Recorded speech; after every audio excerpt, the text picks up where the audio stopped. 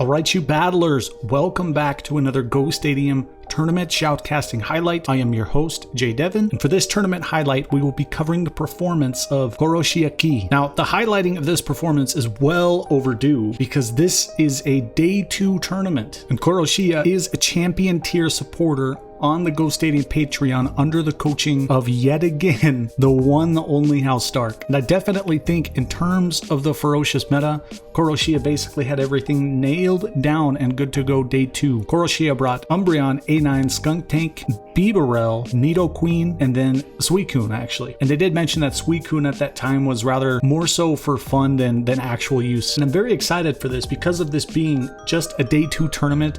There's no specific, strategies or insanely in-depth or complicated plays necessarily to get into. I would like to say being a day 2 tournament, we're going to see a lot of pure skill, a lot of pure PvP intelligence. So if that's something you are excited for, please remember to subscribe for that Go Stadium vibe, power up, punch the notification bell for all the PvP content, and also leave a like on the video. It does help a lot. All right, now for round 1, game 1, Koroshiya is matched up against Mawa.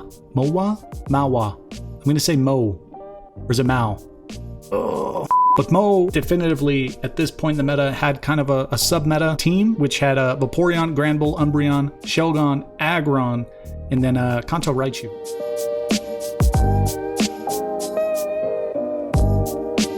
We have round 1, game 1 here with Koroshiya versus Mo. Funny to see how Koroshiya noted that Suicune was more for fun, but we opened with it round 1, game 1 in this tournament. The Granbull is going to be dealing massive, insanely quick and hard damage with the charm while having the same type attack bonus, and the Suicune's just going to be going for those bubble beams. That was actually a hydro dump, but we're going for the bubble beams here to try to get the attack lowered so you can mitigate the charm threat and come back in with essentially the hard counter. And this setup is almost perfect. It's insanely ideal. They got no shields left. Koroshiya has 2 shields left at this point with a Nidoqueen, and who knows what else is sitting behind that Nidoqueen. A Nidoqueen with 2 shields up against essentially anything is, it's pretty sweep worthy for the most part, unless they have a double water gunner lineup to deal with the Nidoqueen threat, which apparently they don't. They had the Aggron, and then they have this Umbreon, and then the pretty much just the Granbull's going to be left here. It does still have a considerable amount of health. It went for the play rough, and it's pretty much done for. It's GG's. Even with the super effective threat that Granbull has going up against Umbreon in this matchup, it can't take a hit at all. GG's game 1. Let's go to game 2. All right, now round 1, game 2 here with Koroshiya versus Mo. I would not at all be surprised to see an aggressive and a quick close for a 2-0 here for round 1 for this Ferocious Cup. We open up with the Suicune again. We immediately land the Hydro Pump, and that the Granbull's gone, so it's done for. The Shelgon does come out. Suicune, being a little tanky, is not as scared of the Dragon Breath damage as other Pokemon are going to be, just due to its natural base stats as a Pokemon, as it is in Pokemon Go.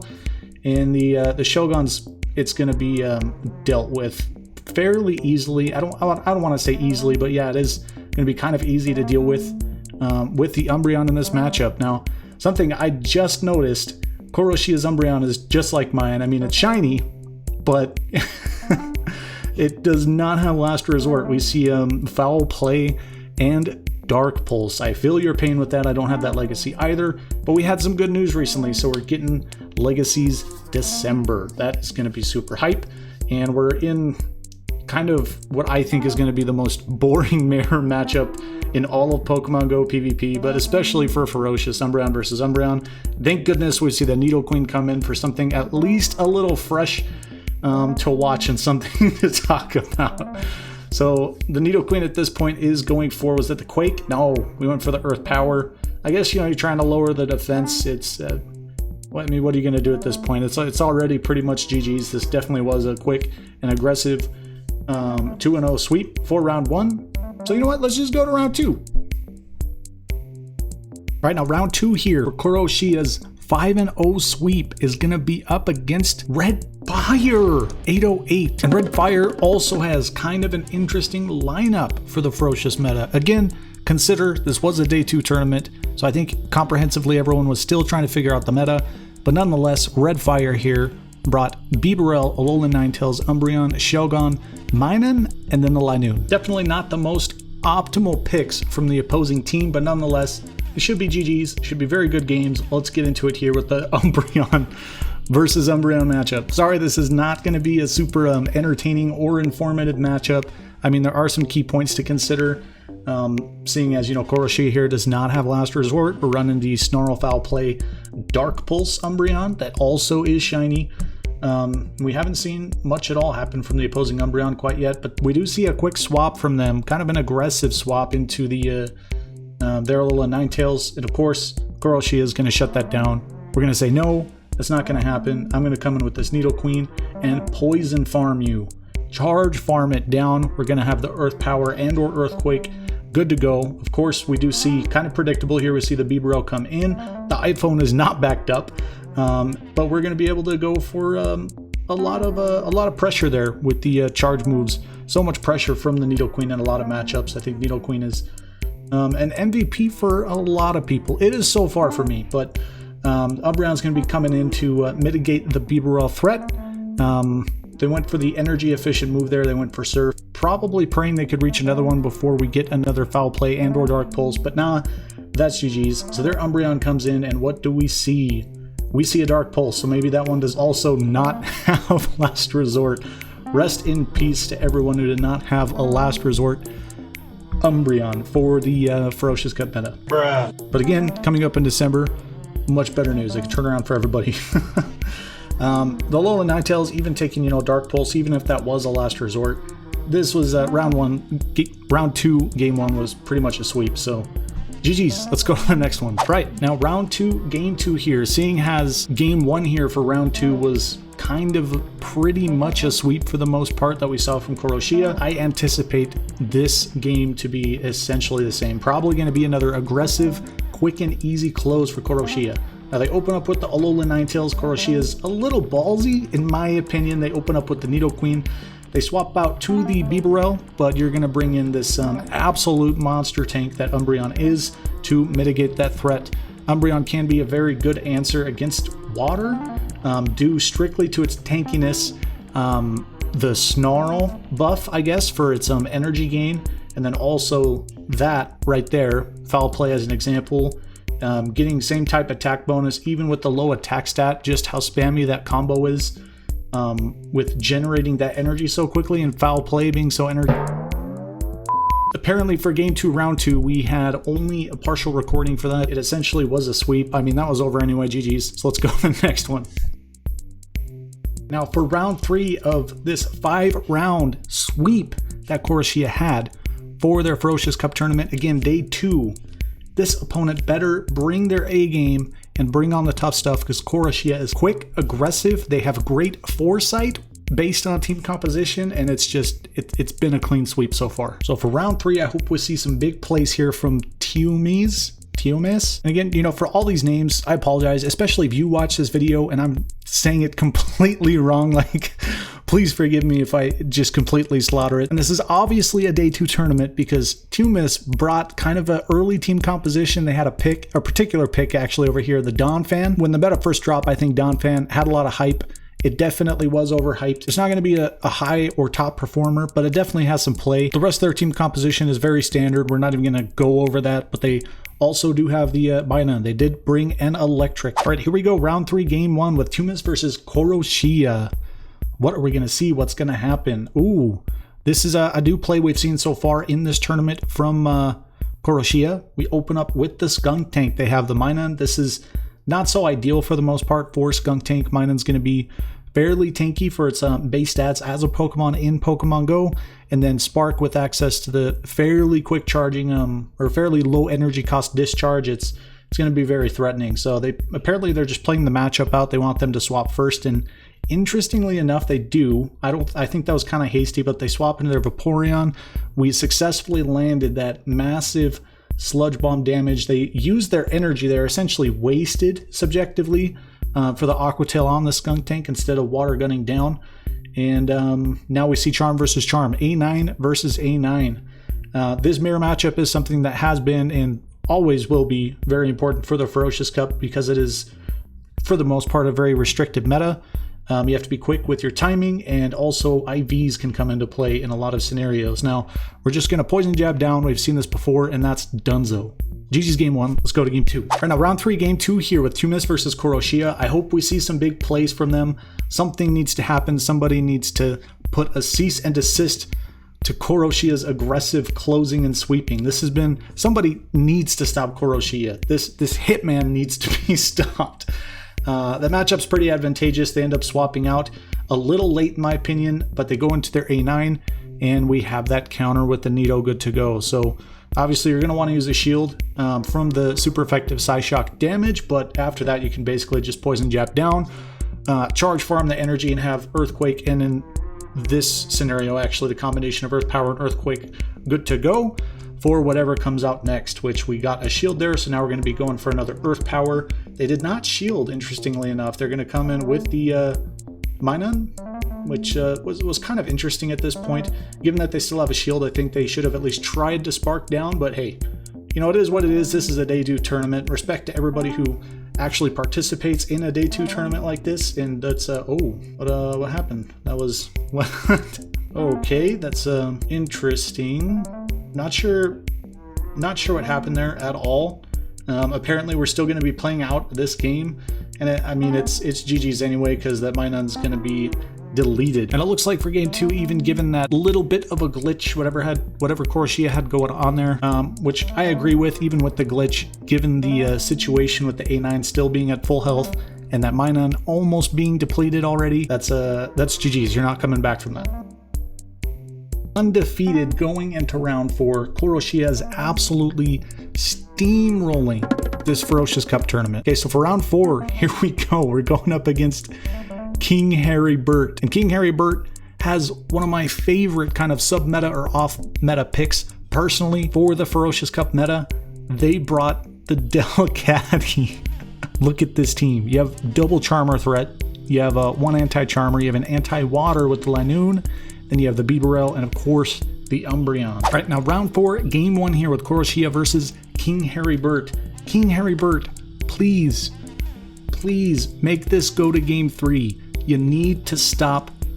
You need to put a cease. You need to do something about the steamrolling that we're seeing from Koroshia. Now, they're using the Skunk Tank as kind of a neutral coverage in this situation against the opposing Bibarel, and here comes the Delcatty. Here it comes. Oh lord, she's coming. Getting off that crunch to deal the neutral against Delcatty's normal typing, but that charm damage is just quick. It hits like a tank, and Skunk Tank is down for the count. Now you still have something that's going to resist the charm damage. Actually, you have the Nidoqueen. Not going to shield the Disarming Voice, of course, at that point. There's absolutely no need to. And we're coming in with, I don't want to say an aggressive play, but kind of a neutral, I guess, a tankier matchup against the Lanoon.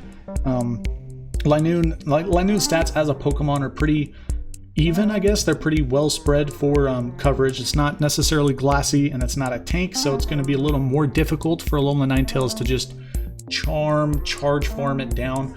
We were able to put pressure on the Delcatty there, which we got the shield, and then Nido comes back in with that Earth Power, and that's donezo. Another sweep. All right, here we go. Round 4, game 2 with Koroshia versus King Harry Burt. Please, King Harry Burt, you won that lead. They had to swap out.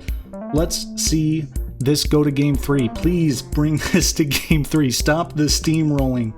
The Lanoon's going to be doing some considerable work against the Skunk Tank in terms of the charge move pressure. The Shadow Claw is not really threatening at all. It's not something that Skunk Tank's going to have to consider too much. Being part dark typing, it will resist that Ghost Shadow Claw damage. We do see a shield come up to defend against that dig, which was smart. The tank that is the Skunk would have been essentially wiped out at that point from the super effective dig, and they come in with the Beeb.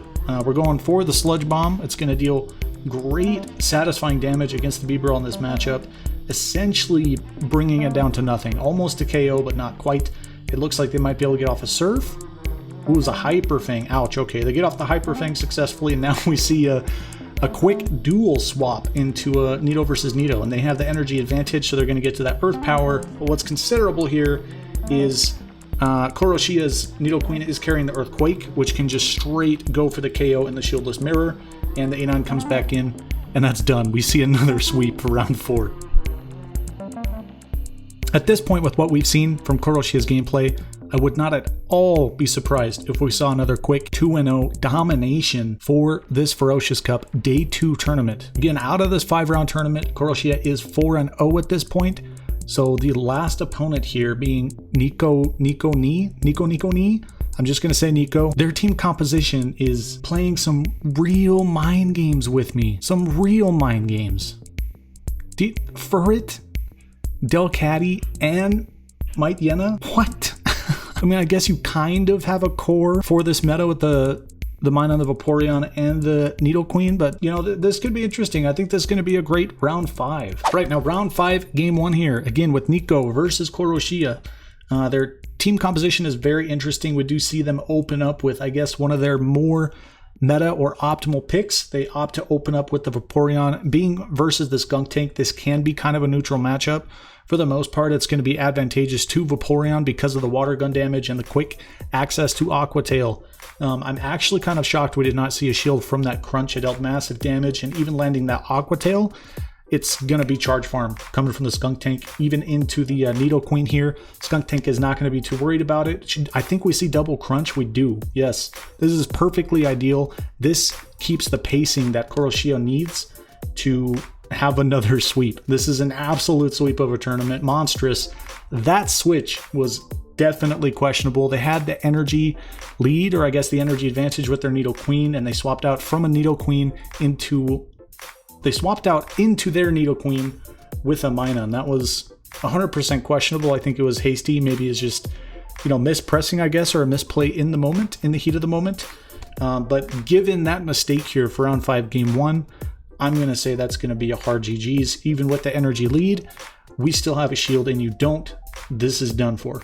It's done. GG's. Yoganzo. Right now for round 5, game 2, Nico is going to have to step it up big time against Koroshiya. Definitely needs to step it up. Categorically won this lead. That gives you a little bit of an advantage, I guess. Hopefully we see round 5 here go to game 3. Everything's just been 2 games so far.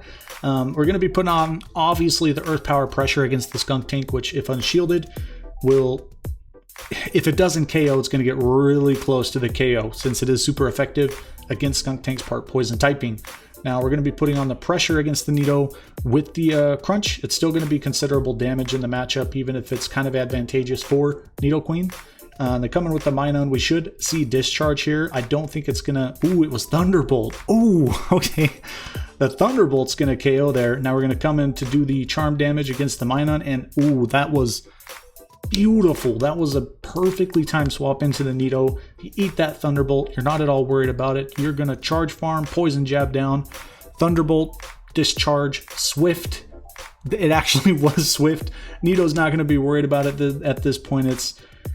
Ooh, actually, we see the Vaporeon come out. I was going to say it's GG's, but you have the Vaporeon. That was close. Okay, so it was ideal. That's what you needed to get to another Earth Power to mitigate the Vaporeon threat. And this is kind of ideal too. You have essentially no HP left, and they use their energy for that Aqua Tail for that KO, and you have the Psyshock left over. This is Dunzo. GG's. That was beautiful, actually. It was a very good game. This being a day 2 tournament, that was an absolute monster of a sweep that we saw from Koroshiya here. Give a shout out to Koroshiya in the comments below. Again, remember to leave a like on the video. It does help a lot, especially as a platform for these top players. Give them some love. We need to spread the word, get them some attention. So GG's to KoroshiyaKi, and GG's to this day 2 Ferocious Cup. Amazing performance. And GG's to this video because it's over. Subscribe for that Go Stadium vibe, and power up punch the notification bell for all the PvP content. That is it for this shoutcasting tournament highlighting video. We'll see you in the next video. Take it one battle at a time and have a good freaking day.